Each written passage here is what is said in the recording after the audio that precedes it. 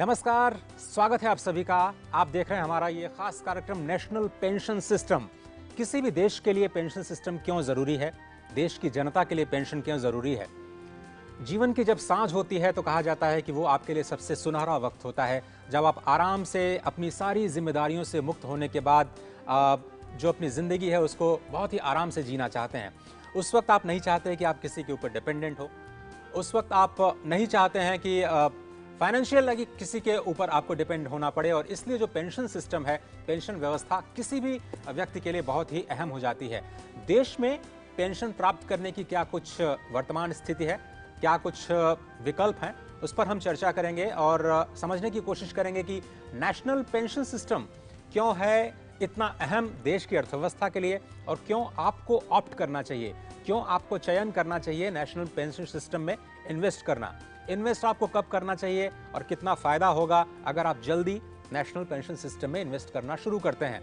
इन तमाम मुद्दों पर हमारे साथ बातचीत करने के लिए आज बहुत ही खास मेहमान है। पीएफआरडीए जो कि रेगुलेटर है पेंशन का, उसके जो चेयरमैन है सुप्रतिम बंदोपाध्याय जी, दिल्ली स्टूडियो में आपको बहुत बहुत धन्यवाद सर वक्त निकालने के लिए। और हमारे साथ मुंबई से जुड़ रही हैं डेलॉइट की पार्टनर और टैक्स एक्सपर्ट हैं बहरोज कामदीन। बहरोज जी, बहुत बहुत धन्यवाद मुंबई से वक्त निकालने के लिए। इस खास प्रोग्राम में हम लगातार आपसे संपर्क करते रहेंगे। चलिए इस कार्यक्रम की शुरुआत करते हैं। और इससे पहले कि मैं स्पेसिफिक्स पे आऊं बंदोपाध्याय जी, ये अभी जो वर्तमान स्थिति है पेंशन सिस्टम की, उसको थोड़ा सा बताएं, देश में किस तरह से चल रही है। उसके बाद मैं नेशनल पेंशन सिस्टम के डिटेल्स पे आता हूँ। अभी जो देश में पेंशन की स्थिति है ये बड़ा स्कैटर्ड काइंड ऑफ है, क्योंकि एक कोई पर्टिकुलर अथॉरिटी नहीं है, पर्टिकुलर रेगुलेटरी बॉडी नहीं है जो पेंशन के बारे में देख रहे हैं। एक तो पीएफआरडीए है ही है जो एनपीएस एपीवाई जैसे स्कीम चलाती है। उसके साथ साथ आईआरडीए के पास भी सुपर एन्विशंस फंड है जो भी पेंशन देते हैं। इसके साथ ईपीएफओ है, ईपीएफओ के साथ ईपीएस जैसे पेंशन स्कीम जुड़ा हुआ है। स्पेसिफिक प्रोविडेंट फंड स्कीम्स है जैसे coal miners provident fund scheme या सीमेंस प्रोविडेंट फंड स्कीम। हर स्कीम के साथ एक एक पेंशन बेनिफिट जुड़ा हुआ है। इवन आपको जान के ताज्जुब होगा, बहुत सारे लोग नहीं भी जानते हैं, सेबी के अंदर म्यूचुअल फंड्स भी कुछ पेंशन स्कीम्स लॉन्च करते हैं और देते हैं। तो लोगों के पास बहुत सारे है मौका, लेकिन लोगों के पास एक जानकारी नहीं है। और ये स्ट्रक्चर, एक ढांचा जो बनना चाहिए, ये अलग अलग रेगुलेटरी बॉडी के अंडर, अलग अलग सिस्टम के अंदर रखा हुआ है। तो ये है करंट जो है पेंशन के स्ट्रक्चर। चलिए, तो एक मैं छोटा सा कमेंट ले लेता हूं बहरोज से, जो कि मुंबई स्टूडियो हमारे साथ जुड़ रहे हैं। बहरोज, अगर हम आपसे समझना चाहें तो भारत जैसे देश के लिए पेंशन क्यों इंपॉर्टेंट है और कैसे हम इस व्यवस्था को और ज़्यादा मजबूत बना सकते हैं। भारत जैसे देश के लिए पेंशन बहुत ज़रूरी होता है, बिकॉज हमारे पास कोई गवर्नमेंट के रिटायरमेंट स्कीम्स नहीं है। इसीलिए हर एक इंसान को अपने खुद से ही सेविंग्स करना चाहिए, इन्वेस्टमेंट करना चाहिए, क्योंकि जब रिटायर होंगे तो हमें इनकम चाहिए। और अभी आप देखेंगे तो लाइफ एक्सपेक्टेंसी बहुत इंक्रीज हो चुकी है। अगर आप देखेंगे तो अभी इंसान ज़्यादा सालों तक जी सकते हैं, हेल्थ इज़ इम्प्रूविंग। सो इसके लिए इट्स वेरी इसेंशियल कि हम सेविंग करें रिटायरमेंट के लिए। ठीक है, रिटायरमेंट के लिए सेविंग काफ़ी इंपॉर्टेंट है। सुप्रतिम जी, अगर हम आपसे समझना चाहें, 2004 के बाद में हम लोगों ने नेशनल पेंशन सिस्टम की शुरुआत की, तो क्या फ़र्क पड़ा 2004 से पहले और 2004 के बाद? ये पेंशन की पूरी जो दुनिया है वो किस तरह से बदली है, अगर आप थोड़ा सा समझा पाएँ। 2004 के पहले जो सिस्टम था हमारे यहाँ पेंशन के, स्पेशली अगर हम गवर्नमेंट पेंशन के बारे में बात करें, गवर्नमेंट एम्प्लॉयज़ के पेंशन के लिए बात करें, 2004 के पहले जो सिस्टम था उसको हम लोग कह सकते हैं टेक्निकल टर्म्स में defined benefit pension scheme, dB scheme कहते हैं। इसमें कोई एम्प्लॉय को कुछ कंट्रीब्यूशन का ज़रूरत नहीं होता था। जब वो रिटायर करते थे तो उनके लास्ट ड्रॉन सैलरी के एक सर्टेन परसेंटेज, 50% जो है, उनको पेंशन दिया जाता था और इसके अगेंस्ट में उनका कोई कंट्रीब्यूशन नहीं होता था। ये सिस्टम चलता रहा, लेकिन जब वाजपेयी जी के गवर्नमेंट आए थे 98-99 में, तब ये उन लोग सोचें काफ़ी गहराई से कि इस तरह का पेंशन स्कीम कितना दिन चल सकता है। क्योंकि वर्ल्ड ओवर सारे जगह में डीबी पेंशन स्कीम से जो दूसरा पेंशन स्कीम डीसी जिसको हम लोग कहते हैं डिफाइंड कंट्रीब्यूशन स्कीम, उसमें सारे लोग अपने आप शिफ्ट हो रहे थे। तो 2 कमेटियां बनाई गई थी, एक था भट्टाचार्य कमेटी, एक था ओएसिस कमेटी। इनका रिपोर्ट आया और इन्होंने साफ साफ बताया कि अगर ये पुराना पेंशन स्कीम चलता रहे तो ये फाइनेंशियली वायबल ज़्यादा दिन तक नहीं रहेगा और गवर्नमेंट के एक्सचेकर के ऊपर काफ़ी इसका बोझ दबाव आ जाएगा, बढ़ेगा। तो उस हिसाब से एक कट ऑफ डेट डिसाइड किया गया कि 1 जनवरी 2004 के बाद जो भी सेंट्रल गवर्नमेंट एम्प्लॉय नया ज्वाइन करेंगे सर्विस में, उनको ये डीसी पेंशन स्कीम यानी कि डिफाइंड कंट्रीब्यूशन पेंशन स्कीम दिया जाएगा, जहां गवर्नमेंट का फाइनेंशियल कमिटमेंट लिमिटेड है टू द एक्सटेंट कि वो गवर्नमेंट कितना कंट्रीब्यूट करेंगे वो पेंशन स्कीम में। इनिशियली ये था 10% एम्प्लॉय के सैलरी यानी बेसिक और डीए के ऊपर। 1 अप्रैल 2019 से सेंट्रल गवर्नमेंट ने इसको बढ़ा के 14% किया है जी। कुछ स्टेट गवर्नमेंट जैसे 7-8 स्टेट गवर्नमेंट इसको 14% वो खुद भी देना चालू किए, जबकि एम्प्लॉय का कंट्रीब्यूशन उसके अगेंस्ट में 10% आता है। ओके।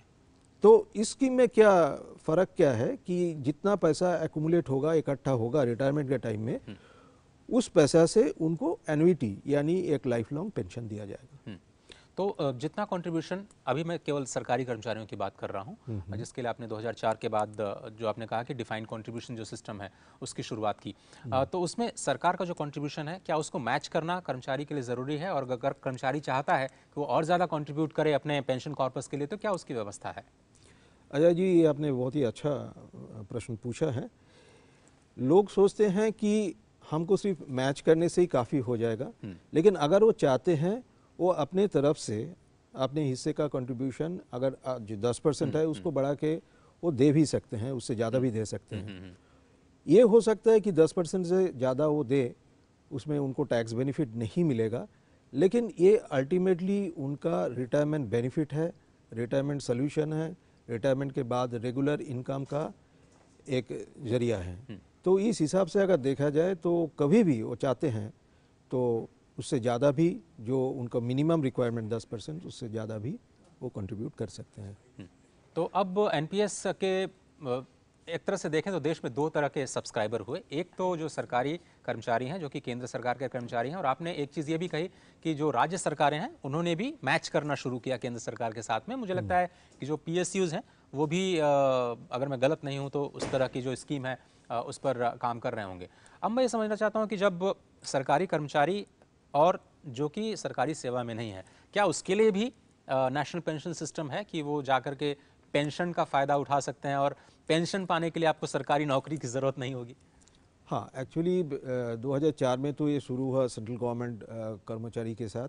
उसके बाद सारे स्टेट गवर्नमेंट, 1-2 स्टेट गवर्नमेंट छोड़ के बाकी सारे स्टेट गवर्नमेंट अभी एनपीएस अपना लिया।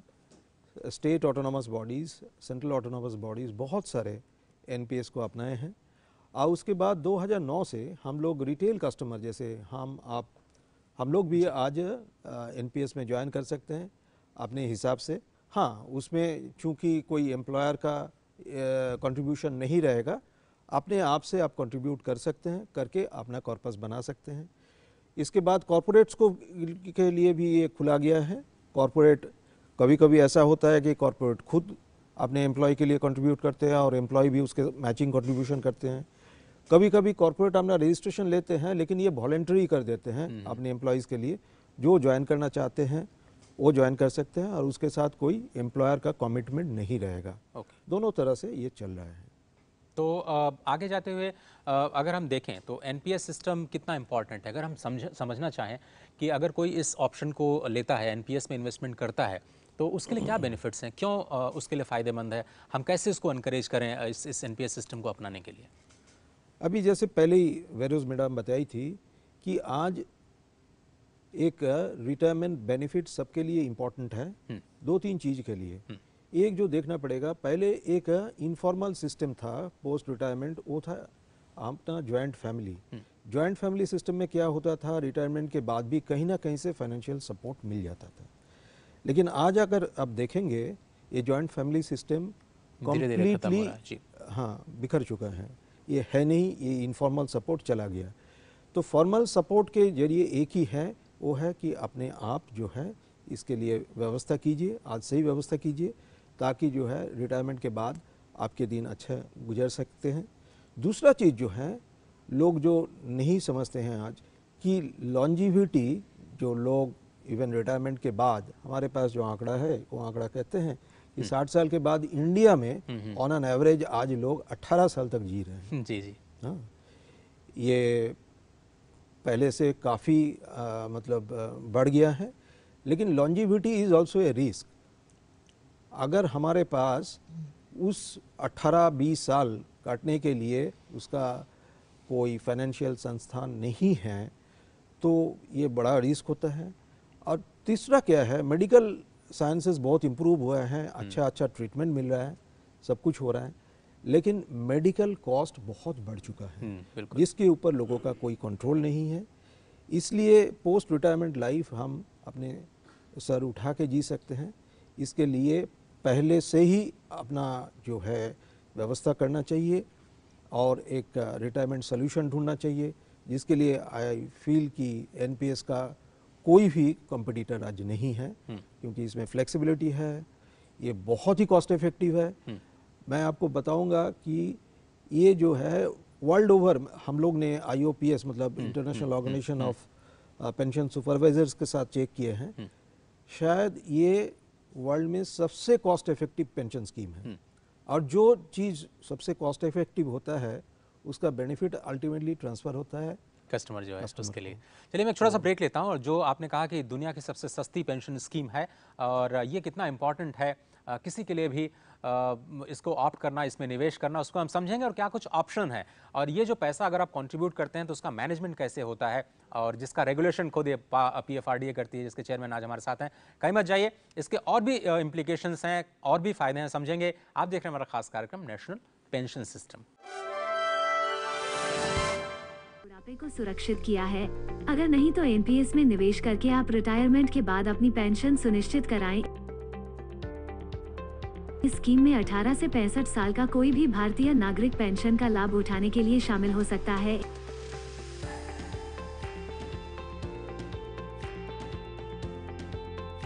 एनपीएस में निवेश करके आयकर अधिनियम की धारा 80 CCD 1B के अंतर्गत 50,000 रुपए का विशिष्ट कर छूट प्राप्त किया जा सकता है, जो कि धारा 80C के अंतर्गत मिलने वाले 1.5 लाख के कर छूट के अतिरिक्त है। अभी रजिस्टर करने के लिए अपने नजदीकी बैंक शाखा से संपर्क करें या PFRDA कॉल सेंटर 1800-110-708 पर कॉल करें।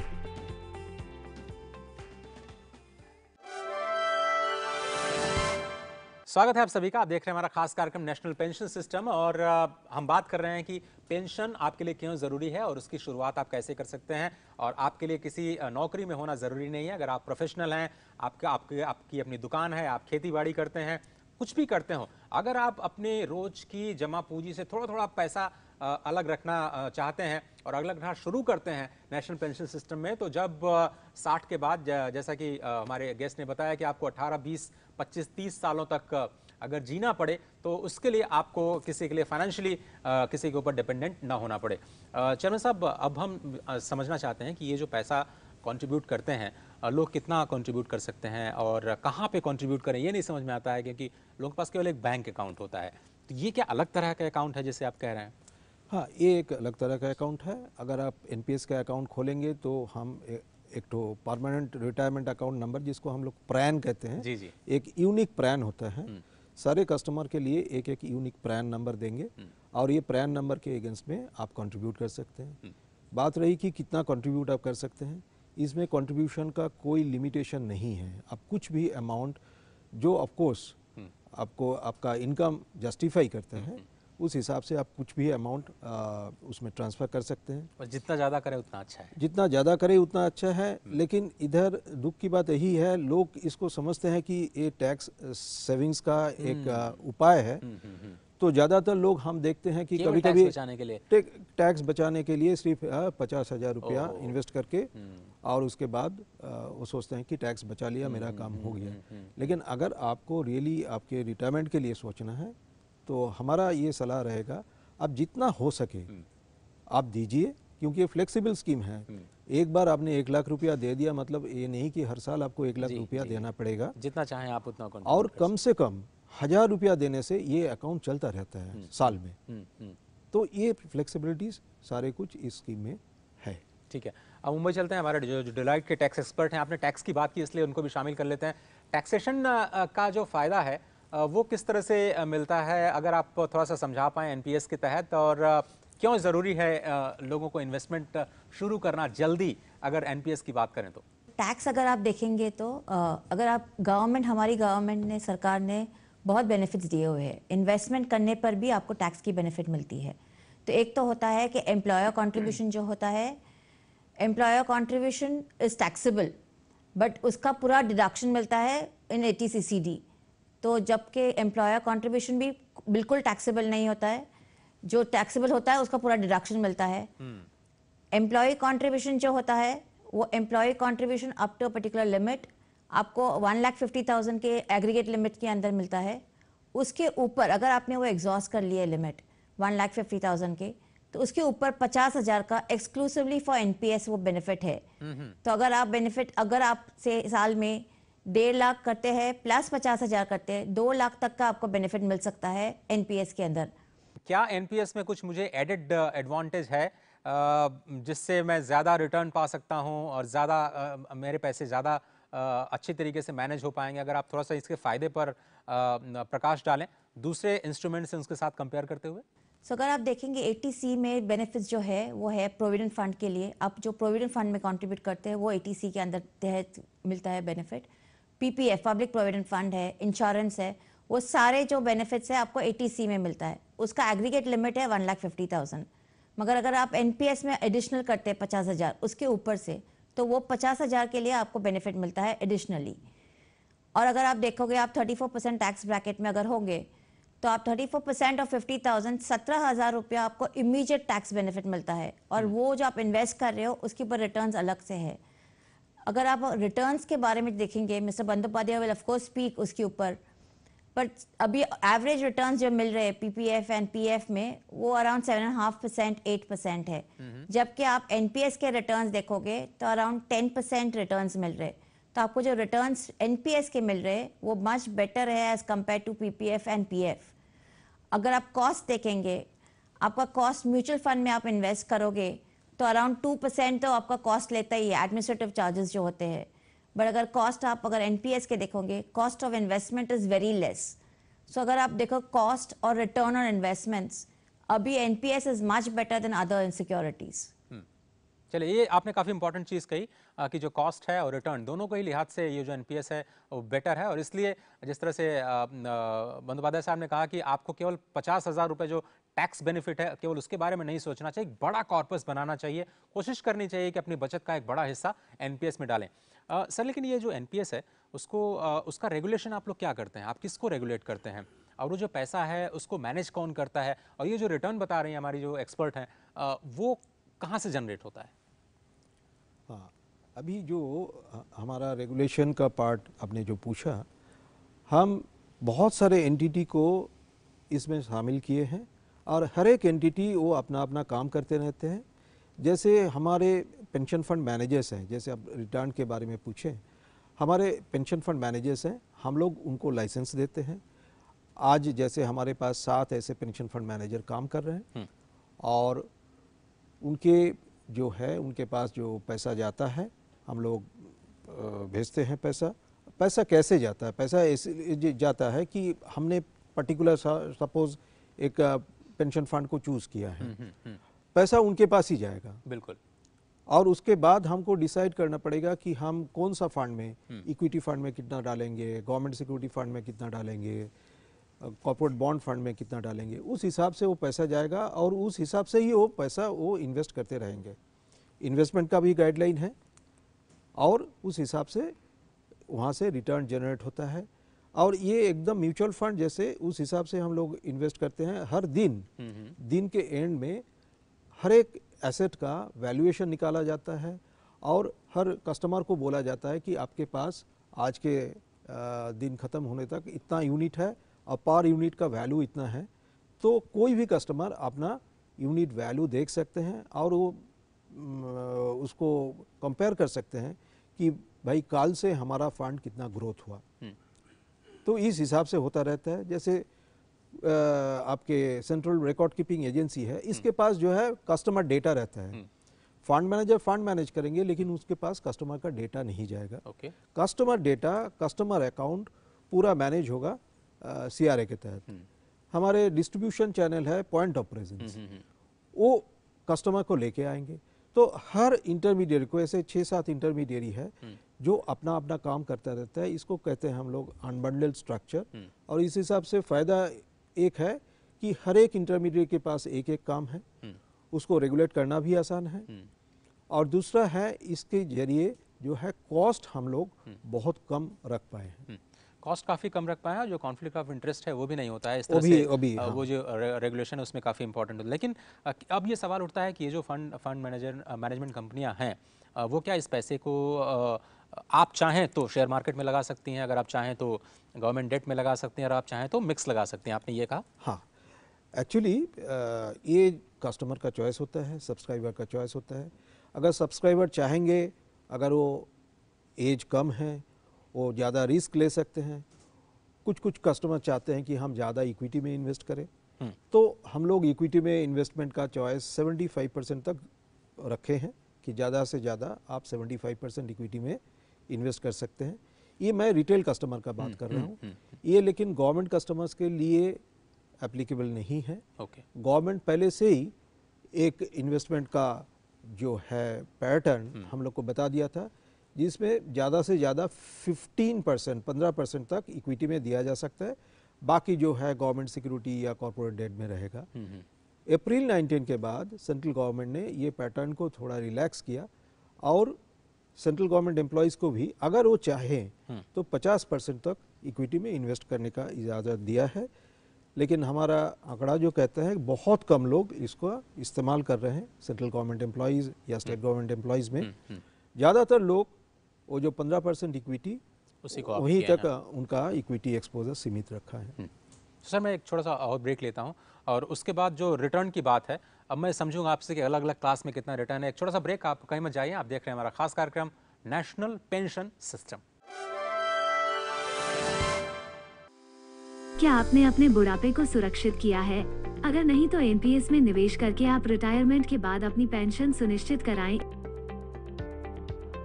इस स्कीम में 18 से 65 साल का कोई भी भारतीय नागरिक पेंशन का लाभ उठाने के लिए शामिल हो सकता है।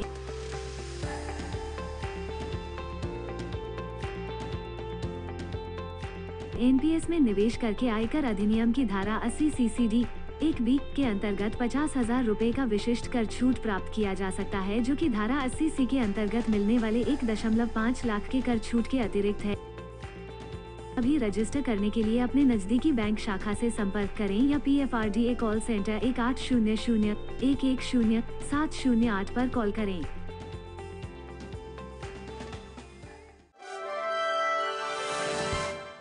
स्वागत है आप सभी का। आप देख रहे हैं हमारा खास कार्यक्रम नेशनल पेंशन सिस्टम। हम बात कर रहे हैं कि एनपीएस में इन्वेस्टमेंट करना क्यों ज़रूरी है। मुंबई से मिस बहरोज, जो कि डेलॉयट के टैक्स एक्सपर्ट और पार्टनर हैं, वो हमारे साथ जुड़ी हुई हैं। मिस बहरोज, अगर हम आपसे समझना चाहें कि जब हम पैसा मान लीजिए लगा देते हैं, हमारा एक कॉर्पस बन जाता है, तो 60 साल के बाद हमें क्या करना होगा पेंशन पाने के लिए? अगर मान लीजिए किसी ने 1 करोड़ रुपए जमा किया है और उससे पेंशन कैसे पा सकते हैं, कितना पेंशन मिलेगा? थोड़ा सा अगर आप फिगर्स हमें बता पाएँ प्लीज़। तो अगर आप देखेंगे ऑन मैच्योरिटी, अगर 60 इयर्स पे रिटायरमेंट पे अगर आपको पैसा मिल रहा है तो टैक्स में 60% जो मिलेगा वो टैक्स फ्री है, तो उसके ऊपर आपको टैक्स नहीं पे करना है। 40% कंपल्सरीली आपको एक एन्युटी पॉलिसी लेना पड़ेगा, और जो एन्युटी पॉलिसी आप ले रहे हैं 40%, उसमें से जो भी एन्युटी आपको मिलेंगे वो annuity will be fully taxable. 60% जो आपको मिल रहा है आप कहीं भी इन्वेस्ट कर सकते हैं, तभी आप फिक्स डिपॉजिट ले सकते हैं या इंश्योरेंस पॉलिसी ले सकते हैं या म्यूचुअल फंड्स, इक्विटी, किसी भी चीज़ में इन्वेस्टमेंट कर सकते हैं। तो आपको 100% जो पूरा मिल रहा है it's not taxable at all. और अगर डेथ हो जाता है उसके पहले ही, तो that on death also the amount जो भी मिलता है वो बिल्कुल टैक्सेबल नहीं होता है। ओके, तो अगर हम ये जो पेंशन है जो आपको 60 साल के बाद मिलेगी, वो क्या लाइफ लॉन्ग मिलेगी? और जो पहले सिस्टम ये था कि आपके डेथ के बाद आपके फैमिली को भी पेंशन मिलती रहेगी, तो क्या ये व्यवस्था है एनपीएस में? अगर आप देखेंगे एन्युटी पॉलिसीज जो लेनी होती है 40% जो आपको मिलता है उसमें से आपको एक एन्युटी पॉलिसी लेनी होती है और 7 तरह के एन्युटी पॉलिसीज है प्रेजेंटली। अलग अलग किस्म के एन्युटी पॉलिसीज है जिसमें डिपेंडिंग के क्या आपको चाहिए। एक होता है रिटर्न ऑन कैपिटल, तो जैसे आप ले रहे हो एन्युटी पॉलिसी वो आपके डेथ के बाद आपके नॉमिनी को मिलता है, या तो आप उसके ऊपर विदाउट रिटर्न ऑफ कैपिटल होता है जिसके ऊपर एन्युटी आपको लाइफ लॉन्ग मिलती है। सो जैसे एन्युटी पॉलिसीज आप लेंगे वैसे आपको एन्युटी मिलेगी, but till the person dies he can get annuity. चलिए, अब मतलब बात है जी, अब हम थोड़ा सा रिटर्न समझने की कोशिश करते हैं। आपने जो अलग अलग क्लास बताई, क्या उसमें अलग अलग रिटर्न्स मिलते हैं और लोगों को किस ऑप्शन में जाना चाहिए? अगर हम नॉर्मली देखें, कोई यंग है चाहता है कि हम प्लान करें अपने पेंशन के लिए। जो यंग हैं उनके लिए तो हमारा जो सजेशन रहेगा कि थोड़ा अगर वो रिस्क लेने के लिए तैयार है, क्योंकि अब यंग होने से ही उनका रिस्क एपेटाइट ज़्यादा होगा ऐसा नहीं है। बिल्कुल, क्योंकि उनके फैमिली सिचुएशन के ऊपर ये डिपेंडेंट है। तो अगर वो रिस्क लेने के लिए तैयार है तो हमारा सजेशन रहेगा कि भाई आप थोड़ा ज़्यादा इक्विटी में डालिए, क्योंकि अभी 12 साल का हमारा इक्विटी रिटर्न का जो ट्रैक रिकॉर्ड है लेटेस्ट जो हमने 18 फरवरी को निकाला था, उसमें देखा कि 12 साल में जो कंपाउंडेड एनुअल ग्रोथ रेट है इक्विटी फंड में वो 12.6% है। जबकि डेट फंड्स में अगर वो प्योर गवर्नमेंट सिक्योरिटी में लेते हैं तो वो करीब 9.7% है, जबकि कॉर्पोरेट बॉन्ड फंड में 10% के आसपास है। तो अपने चॉइस के हिसाब से आप ले सकते हैं, लेकिन आपने जैसे पूछा कि अगर उनके उम्र कम हो तो हम उनको बोलेंगे कि भाई आप थोड़ा इक्विटी में ज़्यादा डालिए, क्योंकि ये भी आपके ऑप्शन हैं। अगर आज आपने 50% इक्विटी में डाला और आप देख रहे हो कि इक्विटी फंड आपका अच्छा परफॉर्म नहीं कर रहा है, जबकि डेट फंड आप अच्छा परफॉर्म कर रहे हैं, अब कभी भी अपने ऑप्शन चेंज करके ये एलोकेशन आप चेंज कर सकते हैं। अच्छा, मतलब आप प्रोडक्ट में भी शिफ्ट कर सकते हैं। मुझे लगता है कि आप प्रोडक्ट अपने में भी शिफ्ट कर सकते हैं। आप फंड मैनेजर को भी अगर शिफ्ट कर सकते हैं, अगर मान लीजिए वो अच्छा रिटर्न नहीं दे रहे हैं तो। प्रोडक्ट में अगर आप जिसको हम एसेट एलोकेशन कहते हैं वो साल में 2 बार आप शिफ्ट कर सकते हैं, और फंड मैनेजर को आप साल में 1 बार शिफ्ट कर सकते हैं। और इसके लिए कोई कॉस्ट नहीं है, कुछ नहीं है, और very seamless and smooth process. आप आपने इवन ऑनलाइन सिस्टम से भी आप जाके इसको चेंज करा सकते हैं। तो ये कैसे, जो आपने ऑनलाइन की बात की, तो ये कैसे अकाउंट खोलना, उसको ट्रैक करना, इन्वेस्टमेंट करना, ये सब क्या हम आसानी से कर सकते हैं? और जो टायर 2 टायर 3 सिटीज़ हैं वहाँ पे लोग क्या आसानी से एनपीएस को कर पाएंगे? हाँ, क्योंकि आज जो है स्मार्टफोन सबके पास है, और स्मार्टफोन के जरिए जो है आप अगर एनपीएस ऐप डाउनलोड कर लेते हैं, ये iOS एंड्रॉयड दोनों में ही अवेलेबल है, आप डाउनलोड कर लीजिए और उसके थ्रू आप देखिएगा आप ना केवल अकाउंट खोल सकते हैं, उसके साथ आप कंट्रीब्यूट कर सकते हैं, आप आपके ऑप्शंस चेंज कर सकते हैं, बहुत कुछ कर सकते हैं। और रेगुलर जो है आप अपने फंड को ट्रैक कर सकते हैं कि परफॉर्मेंस कैसा रहा। ओके, मिस बहरोज, मेरा आपसे अंतिम सवाल इस कार्यक्रम में, जो दूसरे पेंशन प्रोडक्ट्स हैं बाज़ार में और एनपीएस, उनको आप कैसे कंपेयर करती हैं? और क्या एनपीएस वाकई एक आम आदमी के लिए एक काफ़ी इम्पॉर्टेंट एसेट क्लास है जहां इन्वेस्ट कर सकते हैं? अगर आप दूसरे पेंशन प्रोडक्ट्स देखेंगे, और मैं अपना खुद का एक्सपीरियंस बताना चाहती हूँ, जहाँ पे मैं काम कर रही थी, आई वर्क फॉर 8 ईयर्स, 8 साल तक काम किया, और एम्प्लॉयर कंट्रीब्यूशन कर रहे थे वो पेंशन अकाउंट में। मगर उसके अंदर अगर आप देखोगे उस पेंशन फंड में रिक्वायरमेंट था कि 10 साल तक आपको काम करना चाहिए, उसके बाद ही you will become eligible for getting pension on retirement.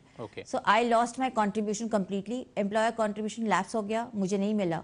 अगर आप एनपीएस देखोगे उसके कंपैरिजन में, NPS very clearly says that it is an account for the individual, वो इंडिविजुअल के साथ चलता है।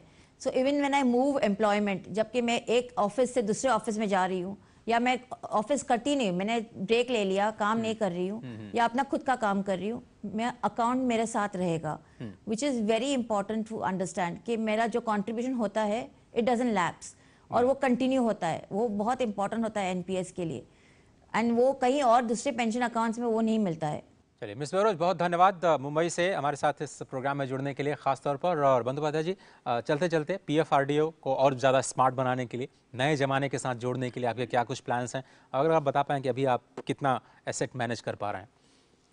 अभी जो है कि हमारा टोटल एसेट अंडर मैनेजमेंट, जिसको AUM कहते हैं हम लोग, 31 जनवरी तक 5,64,000 करोड़ के आसपास था, जो कि मार्च 20 एंड में 4,17,000 करोड़ है।